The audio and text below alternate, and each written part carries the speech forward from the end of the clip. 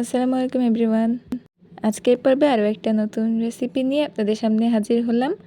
আর আজকে যেটা তৈরি করে দেখাবো এটার নাম হচ্ছে গিয়ে আমের পোয়া পিঠা। এটাকে আপনার তেলের পিঠাও বলতে, যে যেই নামে কমফোর্টেবল আর কি সেভাবেই বলতে পারেন। সো আজকে এই নিউ অ্যান্ড ইউনিক পিঠাটা দেখার জন্য আমার সাথেই থাকতে হবে এবং চ্যানেলটা সাবস্ক্রাইব করে একটা লাইক দিয়ে আসতে হবে।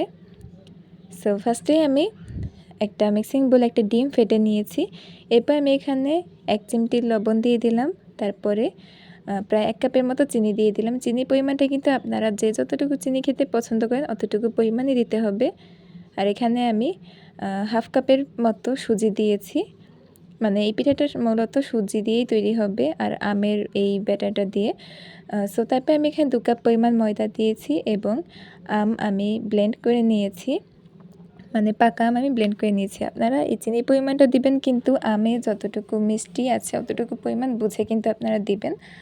সো আমের এই মিক্সচারটা দিয়ে দেওয়ার পরে ভালো করে একটু মিশিয়ে নেওয়ার পর আমি এখানে খাবার সোডা এবং বেকিং পাউডার 1 চামচ পরিমাণ করে দিয়েছি। তারপরে ভালোভাবে একটা মিশিয়ে নিয়ে একটা সফট ব্যাটার তৈরি করেছি। সাথে কিন্তু আমি এখানে পানিও অ্যাড করেছি। আপনারা কিন্তু চাইলে দুধ দিয়েও করতে পারেন। তারপরে আমি এটা প্রায় 1 থেকে 1.5 ঘন্টার মতো ঢেকে রেখে দিয়েছিলাম। এবার কনসিস্টেন্সিটা কিন্তু একদম ঠিকঠাক মতোই হয়েছে। ব্যাটারটা গুলিয়ে ঢেকে রাখার একটা কারণ হচ্ছে ব্যাটারটা আরও সফট হয় এবং পিঠাটাও কিন্তু অনেকটা ফুলে এবং খেতেও অনেক মজা হয়। এর জন্য আমি এটা দিয়ে করি। এখন এই ব্যাটারটা আরেকটু ভালোভাবে মিশিয়ে নিয়ে আমি একটা কড়াইতে তেল গরম করতে দিয়েছি। তেলটা একটু গরম হয়ে যাওয়ার পরে আমি এখানে 1 চামচ পরিমাণ ব্যাটার দিয়েছি। আর এই ভেজে নেওয়ার সময় উপরে কিন্তু এভাবে তেল একটু উপরে দিয়ে দিতে হবে। এভাবে করলে কিন্তু আপনাদের পিঠাটাও যেমন ফুলবে, উপরটা তেমন ক্রিস্পি হবে। সো একে একে সবগুলো পিঠা আমি সেম পদ্ধতিতে ভেজে নিয়েছি।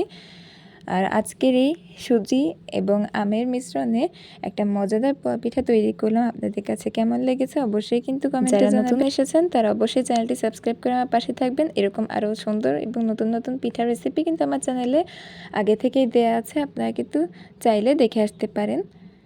এই পিঠাগুলো আপনাদেরকে আমি একটু হাতে নিয়ে ভাঁজ করে দেখাচ্ছি যে কতটা ফুলেছে পিঠাগুলো এবং কতটা সফট হয়েছে।